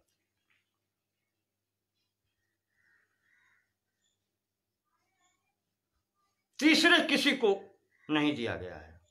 तीसरा वो है कि दीनहीन अपाहिज है, वो जो शारीरिक स्थिति में नहीं है, वो उसकी असमर्थता है, इस कारण उसको दिया जा सकता है। पर भिक्षा जो है, मांगने का अधिकार दो ही लोगों को प्राप्त है। ब्रह्मचारी जो विद्या प्राप्त कर रहा है, गुरुकुल में रहता है, वो भिक्षा लेकर के गुरु को समर्पित करके और फिर वहां पर, और अन्यथा संन्यास आश्रम में जो है, जिसको अग्नि वर्जित है, वो केवल उसको 5 घर या 7 घर जो कुछ भी मांगता है, वो उसको भिक्षा करने का अधिकार है। शेष 2 आश्रमों में न गृहस्थ को अधिकार है और न वानप्रस्थ को अधिकार है।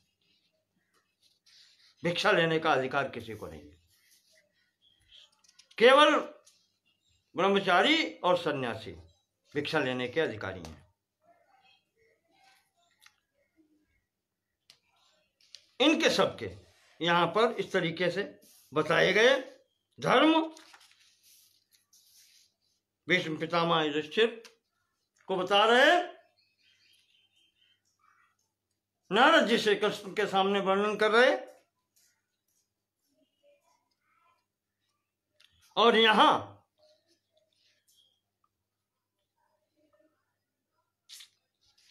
ये बतलाया गया है कि ब्राह्मण का कार्य है अपने साधना करना। इस साधना के बल पर ही संपूर्ण सृष्टि चलती है। तपस्या से ही सब यहां पर कार्य होते हैं। जैसा मानस में कहा है कि तपबल शंभु करें संहारा, तपबल रचई प्रपंच विधाता, तपबल विष्णु सकल सुरत्राता, तपबल शंभु करहि संहारा, तपते अगम न कछु संसारा। तपस्या से सब कुछ यहाँ पर हो सकता है और तपस्या से ही सब कार्य सिद्ध होते हैं। यहाँ पर इस प्रकार से चारों वर्णों का बताया, फिर चारों आश्रमों के आचरण बताए।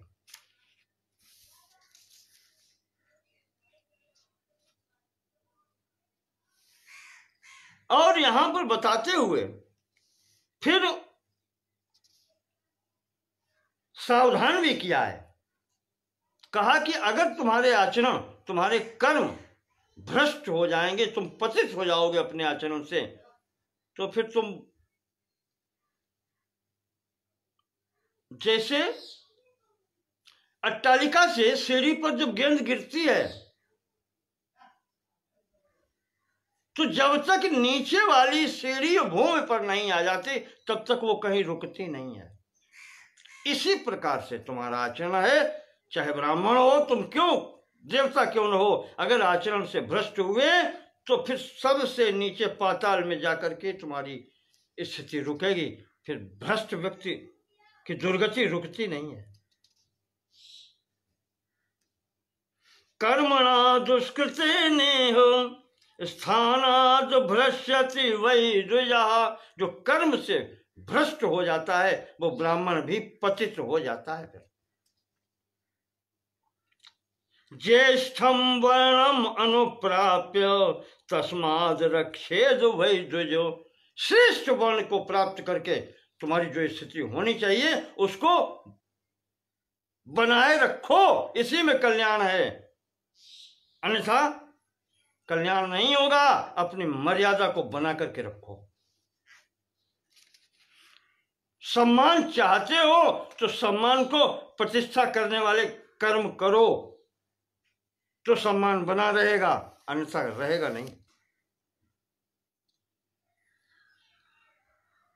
क्योंकि जो शेष 3 छोटे भाई हैं वो तुम्हारे ही सहारे पर चलते हैं।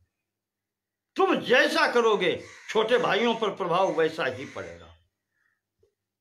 क्षत्रिय, वैश्य, शूद्र, कुछ भी हो, कोई भी हो, तीनों छोटे भाइयों का आचरण तुम्हारे आचरण पर निर्भर करता है।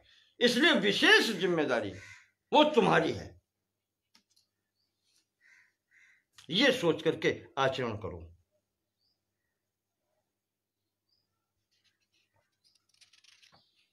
अन्यथा वो गति होगी कि कुकर शूकर की योनि में जाना पड़ेगा। तुम ब्राह्मण नहीं, कोई भी हो, ये यहां पर सावधान किया गया है। आगे भगवती पूछती हैं क्या बंधन, कैसे मुक्ति होती है, स्वर्ग, नरक, दीर्घायु प्रदान करने वाले कर्म कौन से हैं,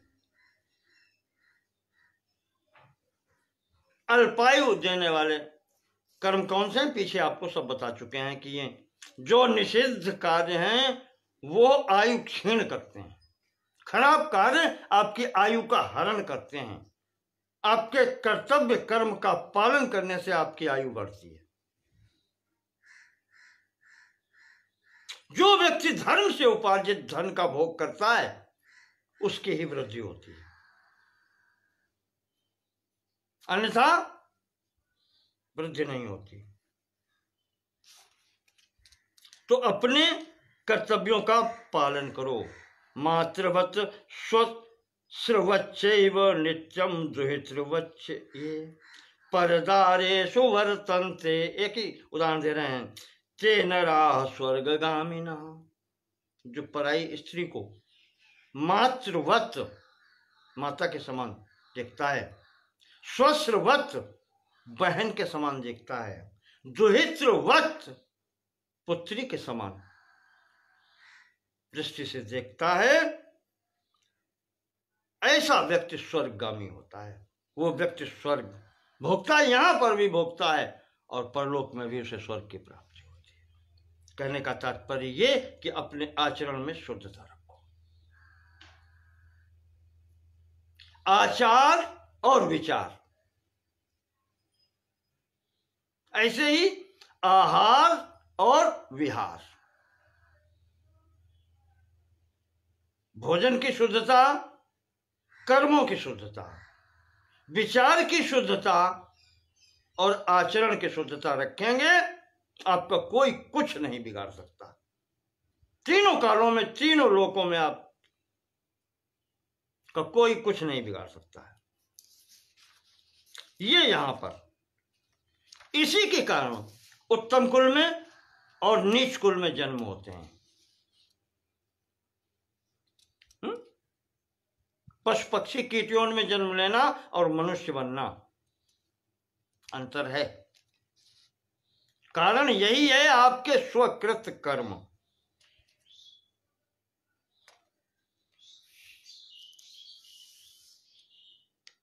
जैसा कर्म आप करेंगे वैसे योनि में जाएंगे। अवश्यमेव भोक्तव्यम कृत कर्म शुभाशुभम। आपके शुभ अशुभ कर्मों का फल भोगना ही पड़ता है। उसी के अनुसार आपकी अंतिम स्थिति बनती है। कभी कभी कहते हैं कि अंत या मति सा गति, अंत में मति भी वैसी बनेगी जो आपने जीवन भर आचरण किया है। जन्म तो मिलेगा अंतिम स्थिति में जैसी आपकी मति होगी, पर वहां भी जैसा जीवन भर किया होगा बुद्धि वैसी ही तो रहेगी। उसी के अनुसार आपकी संकल्प होंगे, उसी के अनुसार अगला शरीर मिल जाएगा। यहां पर गृहस्थों के लिए ये सब धर्म बताए हैं, क्षत्रिय ब्राह्मण वैश्य शूद्र, ये सब राजा का क्या कर्म है, राजधर्म का पीछे शांति पर्व में उपदेश हो चुका है, संक्षेप से यहां भी किया है। इस प्रकार से यहां शुभ अशुभ कर्मों का विवरण देते हुए बताया गया है कि अच्छे कर्म करो तो आपको अच्छी स्थिति प्राप्त होगी। बहुत से यहां पर उमा महेश्वर संवाद के स्वरूप में श्राद्ध का वर्णन एक बार फिर से आया है। यहां पर वो सब बताया गया है जो हम आपको पीछे भी बता चुके हैं। यहां पर पुनः भगवान शंकर और पार्वती जी के संवाद के रूप में ये सब स्थितियां आई हैं। नरक कितने प्रकार के हैं, कौन सा कर्म करने पर कौन सा नरक प्राप्त होता है,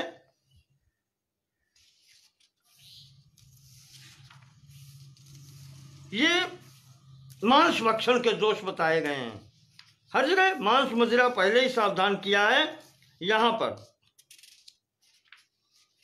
ये सब स्थितियां यहां बताई गई हैं। और इसके बाद में फिर भगवान शंकर बताते हैं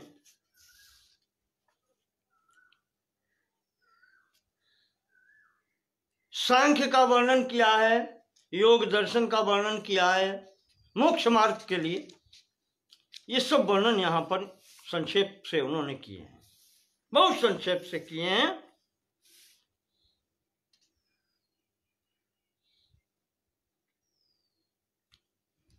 और यहां मोक्ष का भी स्थिति बताई गई है कि मोक्ष भी व्यक्ति प्राप्त कर लेता है, वो भी अपने ही कर्मों से ये सब हो रहा है, स्वकर्म कृत है ये सब। शिव जी का यहां पर ये है। इसके बाद में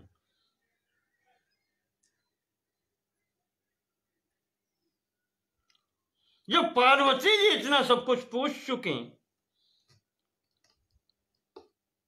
तो शंकर जी ने हंसते हुए कहा कि देवी तुमने मुझसे सब कुछ पूछ लिया, पर अब एक मेरी शंका है, इसका निवारण तुम करो। 146वां अध्याय कहा क्या मैं क्या कर सकती हूं? कहा पार्वती तुम स्त्री धर्म का वर्णन करो, स्त्री को क्या करना चाहिए ये मुझे बताते हुए अच्छा नहीं लगेगा, इसलिए ये तुम ही बताने के योग्य हो, तो यह गुरुत्व तुम धारण करो, तुम बताओ कि स्त्रियों को क्या करना चाहिए, स्त्रियों का धर्म क्या है। आज तुम जो कुछ भी कहोगे त्वया युक्तो विशेषेण गुणवान स भविष्यति लोके चैव त्वया देवी प्रमाणत्वम उपैष्यति। भगवती तुम जो अपने मुंह से कहोगी वो वेद वाक्य होगा, यहाँ पर स्त्रियों के लिए वही प्रमाणित होगा, इसलिए अब तुम बतलाओ ये सब। तो यहां भगवती ने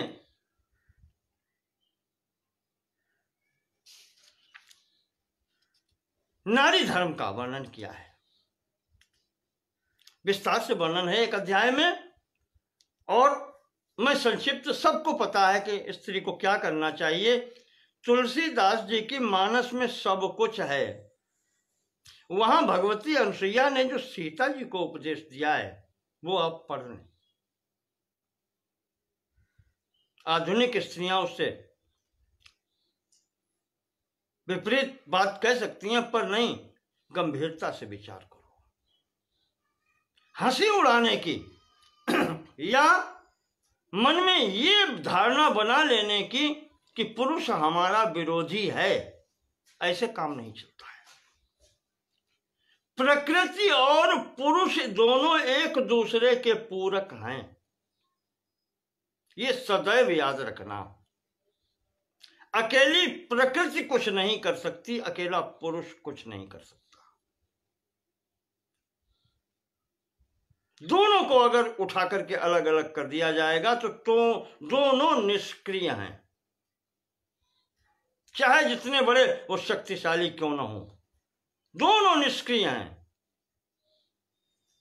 क्रियाशीलता जब दोनों एक साथ होते हैं तभी सृष्टि चलती है, यहाँ का सभी कार्यक्रम चलता है। मां बहनों से अधिक कहने की मैं अपेक्षा नहीं रखता या कहना नहीं चाहता, आप स्वयं सक्षम हैं, सब लोग उस स्थिति में हैं, अपना हित स्वयं सोचें। ये छोटे कपड़ों में हित नहीं हो सकता, बाजार में भोजन करने से हित नहीं हो सकता। हमने कहा आहार विहार आचार विचार, ये जहां शुद्ध होंगे वहां ही संपूर्ण विजय होती है। तो यहां पर स्त्री धर्म का उपदेश भगवती पार्वती जी ने किया है। स्त्री पुरुष के अधीन नहीं है, ये मत सोचना कि ये अधीनता दी जा रही है, नहीं, तुम बराबर के हिस्सेदार हो, पर मर्यादाएं हैं, सीमाएं दोनों की हैं, पुरुष की भी और स्त्री के भी। उस मर्यादा में जब रहोगे तभी कल्याण होगा। जैसे समुद्र अपनी मर्यादा नहीं छोड़ता, जैसे पर्वत अपनी मर्यादा नहीं छोड़ता, सूर्य चंद्रमा अपनी मर्यादा नहीं छोड़ते, तुम क्यों अपनी मर्यादा छोड़ रहे हो? और जो भी मर्यादा त्याग करके चलेगा उसका कल्याण नहीं होता, एक क्षण में सृष्टि उलट पुलट हो जाएगी। तो मर्यादित होकर के रहो, इतना ही कहना है समझदार के लिए, इतना ही पर्याप्त है। यहां पर ये भगवती ने उपदेश दिया है स्त्रियों के लिए।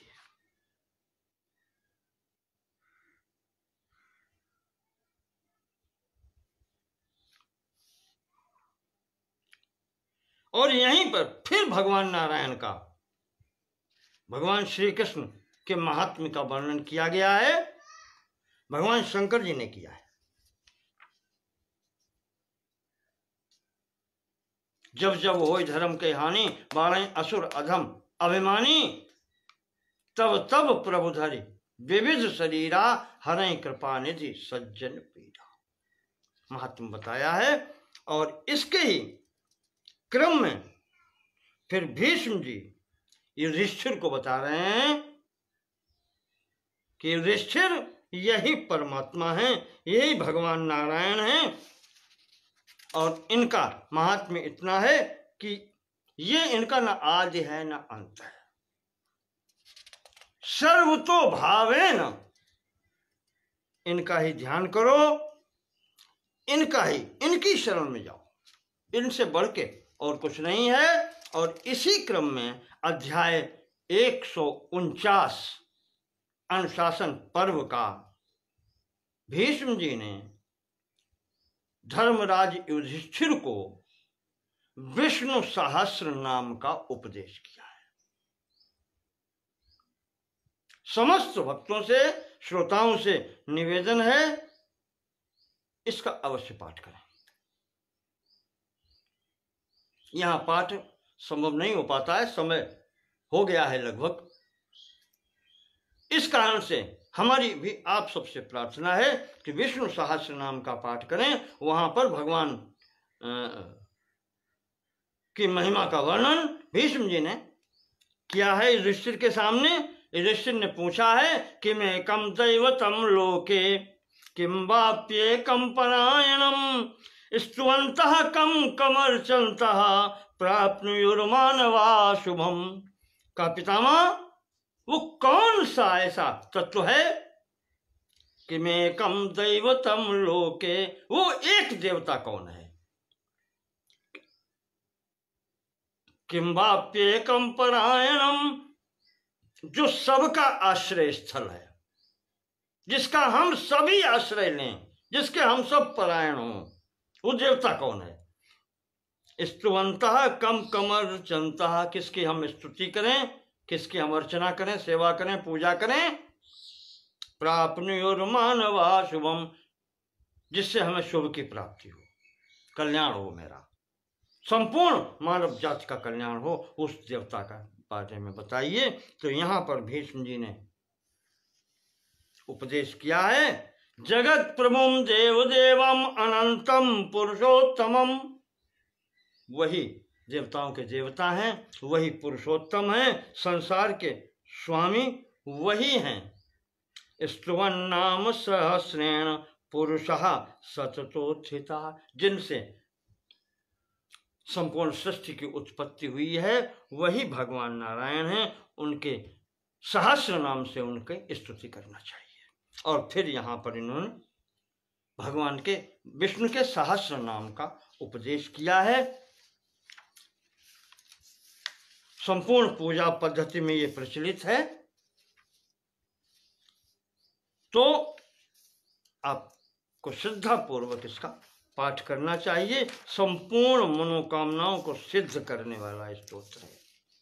आपको प्रारंभ में बताया था शिव सहस्रनाम जी, वो तो आशुतोष, वैसे ही यहाँ पर भगवान विष्णु का विष्णु सहस्रनाम का उपदेश किया गया है।